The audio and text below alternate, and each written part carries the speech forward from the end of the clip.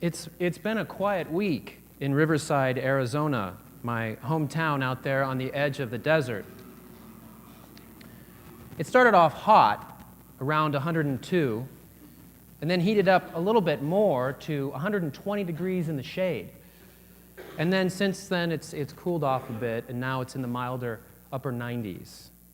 All I can say about it really is that it's a dry heat. My younger sister called from Massachusetts to tell me that she had won our standing bet for yet another year. See, ever since my folks moved out from Indiana before I was born to Riverside, Arizona, my father annually puts up enormous Christmas tree lights in front of our house. And the strand of light he uses is this ancient thing. It probably was created by Thomas Edison on that first electric Christmas. And the bulbs, well, the bulbs are bulbous. I mean, they're as easily as big as my fist. When he puts them out on Thanksgiving, the entire town lights dim until he takes them down again on New Year's Eve day. Dad says that back home in Indiana, where it's cold, these bulbs with their industrial light and heat last for years and years and years. But in Arizona, if it gets hot enough, and it often gets very hot, they all explode in a rapid succession that sounds like machine gun firing. I don't know where he gets them, but after it cools off, he's got replacement bulbs, and he sticks them back in there, and the lights dim yet again. Now, my sister and I have had this standing bet since she was about 5 years old. She bets that this will be the year that they explode, and I bet that this is the year that they won't. And unfortunately, for the last 7 years, I've lost the bet, which I think is actually a very good indication of global warming. And we're going to be approaching scientific journals with this data very soon. She was in her kitchen baking apple pies when she called, and it was a little hard to hear over both her kids and my kids making all of that Christmas noise. Her twins, Matthew and Marissa, my nephew and my niece, were belting out increasingly obscene lyrics to Jingle Bells. And I was just praying somehow that my boys wouldn't learn these from their cousins. And Wes is here this morning. He could tell you if he knows them or not. She just laughed and hummed along when I asked her who had taught her children these horrible lyrics. And as our conversation wound down, and we agreed to call each other on Christmas Day, she asked me if I remembered the Christmas of the last Advent competition. This is an annual ritual of hers. And usually I play along and say yes, but I was very grumpy still from losing the bet, and so I said no. But the truth is that neither she nor I could ever forget the last year of Riverside, Arizona's Advent competition when I was a senior and she was a freshman in high school. It was the year that I came fully to understand both the power of human imagination and the poetry of our living. The Advent competition had started well before I was born. It was something of a long-standing tradition there in the town. And there were 13 different areas that you could be judged upon. And they were just all these outrageous kind of ideas. But the highest score out of all of these competitions won $5,000. Now, all of this was put up by a man named Bletcher Styletoe. Bletcher Styletoe was this ancient coot who lived there in Riverside, and he ran the hay and feed store. And he created this, Styletoe's Hay and Feed. And he didn't even bother to take this down the rest of the year because he had put the town up to this decades before, and gradually it had evolved, more like mutated into this monster of an Advent competition. Now, you'd be surprised to know that the three top competitors every year in this competition were the three churches there in town. There was the Catholic Church, there was the Methodist Church, of which I was a part of and grew up in, and there, of course, was the Unitarian Universalist Church. Now, just briefly about the Unitarian Universalist Church.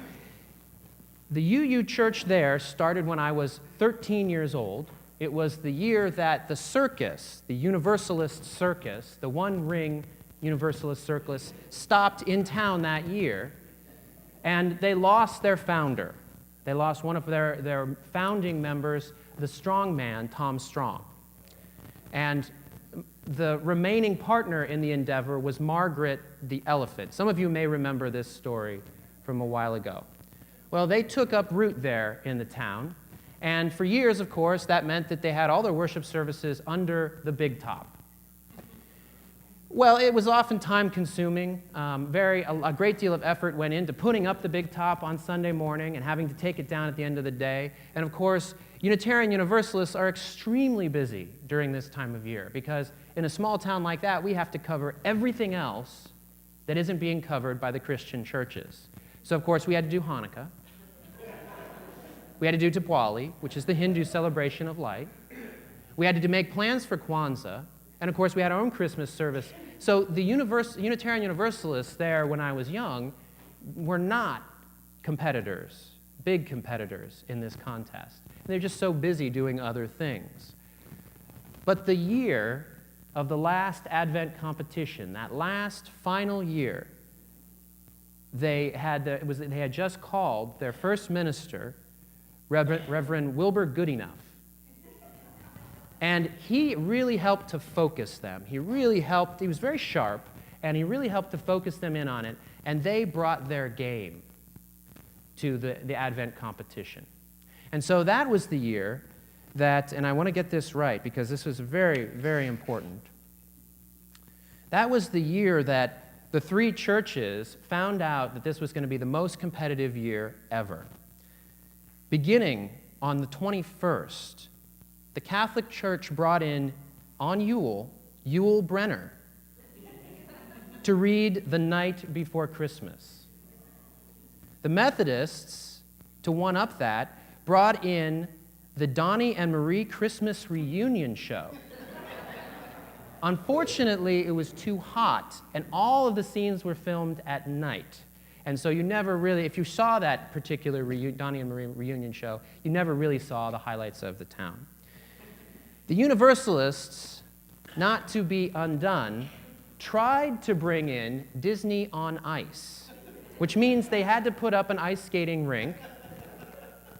The rink was well underway when they found out that Disney on Ice was booked for Florida. And so, not to be undone, they did Disney in Ice. Walt Disney was cryogenically frozen when he died. They brought him in and put him under the ice at the center of the ring, and you could skate all the way around him. Disney in Ice. All of these things scored very high, very, very high on all of the different levels of competition. The Methodists were always winning the potlucks. The Catholics were wonderful at all of the singing. They had wonderful carolers and great choir. And that meant that the whole competition that year came down to what we later learned was Bletcher Styleto's favorite of the 13 competitions, the Miss Styletoe competition, and the kissing booth. Miss Styletoe competition, Miss Styletoe, kissing booth. We'll come back to that. Now, the kissing booth, the Miss Styletoe competition was basically it was based on a kissing booth, which was an archaic practice. We can all agree it's no longer done anywhere, but the basic understanding was a young girl stands there and raises money in exchange for a kiss. So it was $1 a kiss, and it was at that point in time populated by most of those paying the money were those high school boys. And so rightfully, each church turned each of their Miss Style-Toe booth, the competitors' booths, over to their senior high classes. Makes sense, right, guys? I mean, they're the ones going to spend the money there. So I happened to be in the senior high MYF, which is the Methodist Youth Fellowship, and volunteered to be a part of the planning for the kissing booth. Our Miss Style-Toe was the wonderful, and I was always in love with her, Sarah Elizabeth Martinez. Sarah Elizabeth was just, I don't know, she always had impressed me since I was a young boy, probably my first love. And I have to say that I really did volunteer because I knew she would be our competitor for the year. And I had what I think is still a pretty good plan, which was I would set it up so that we would come in just a little bit behind towards the end of the Miss Style-Toe competition, the kissing booth, and have saved up all of my money for just one kiss, which would put us over the top, and I would be the hero of not only the church, getting the entire competition won, but certainly get a wonderful and grateful kiss from Sarah Elizabeth. Unfortunately, things never really turn out as you plan. And just before, the night before the competition started, Mr. and Mrs. James, who were the adult leaders of our senior high MYF, they came down with hay fever, and that left the entire running of the show up to me. I had to put up the booth. I had to make sure there was change enough. I had to make sure that it was well lit, all these kinds of things, which for a high school senior is a little much. And so I began to sprint through the night and had to enlist the aid of my younger sister, who was a freshman in high school that year. And it was she and I working very hard to put up this wonderful booth, had great lights on the side, and then we had found someone to donate these big neon lips that kind of, would pucker up in motion. And so the competition started. It was very hectic. It was, long lines of senior high boys running back and forth, trying to, paying $1 here and there. And Sarah Elizabeth was clearly not up to the whole thing. Desert Storm had just started, and her brother had gone off to boot camp. Her heart wasn't really in it, and so the smooches were probably subpar. So as the night wore on, we began to really distance ourselves from all of that possibility that the money that I had saved by not buying Christmas presents for the rest of my family, I had gone for that ashtray Christmas, where you use the clay and make everybody a nice little ashtray with their initials carved in the bottom. I had gone that route this year in order to save up the money, but the more I looked at the tallies, the more I saw I was falling further and further behind. It came down to the last 5 minutes. All the senior high boys were out of money, and I only had $50. And to put us over the top, I was going to need 62. So I needed $12 more. I was really, really frustrated. I was concerned, and I knew that if we didn't pull it off, that the Unitarian Universalists would win the competition for the first time ever. And at that point, my competitive streak really kicked in. And I wrestled my kid sister to the ground and took the remaining $12.50 she just happened to have out of her pockets. As I walked up to Sarah Elizabeth, I thought, this is it. This is my moment. And proceeded to pay her the $62.50 just to put us over that much. And went in for what I had hoped and waited for since I was just in grade school with this beautiful red-haired, green-eyed girl. And I leaned in, and she had the roughest chapped lips and just brushed against, and it was just one of those fleeting moments that I had hoped would have been that one connection where she would have looked at me and known that I was the one, and we would have our children together, the little Craries running around, and that would have been it. And all I, just chapped cold lips. Well, the money did put us over the top. Miss Style Toe competition that year was won by the Methodist Church, which put us in the lead of the entire competition. Which meant that Sarah Elizabeth had to go and act out the final stage of the entire competition. Once the awards were given and each church was recognized, for some reason, Bletcher Style Toe had developed this part, this pageantry play kind of thing, where he always played the character of Hades, stealing, kidnapping Persephone away from the earth and causing darkness to come for 6 months of the year. You're probably familiar with the story.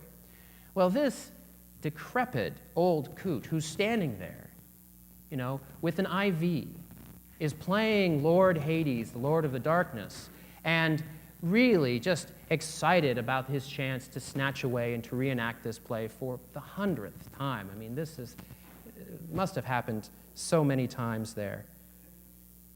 We walked Sarah Elizabeth over in all of her grandeur, her sash, and got her ready behind the stage out there in the town square. There was a red curtain across the front, and I had walked her up. It usually was the adults, Mr. and Mrs. James' responsibility, but since they were down with hay fever, I walked them over. My kid sister, wanted to join us, insisted on joining us. And that really seemed to brighten Sarah Elizabeth's, her day. Well, we got to this background area, and it became quickly apparent that Bletcher Style Toe took this as the opportunity to grope these young girls. Yeah, it was pretty awful. I hadn't seen it before.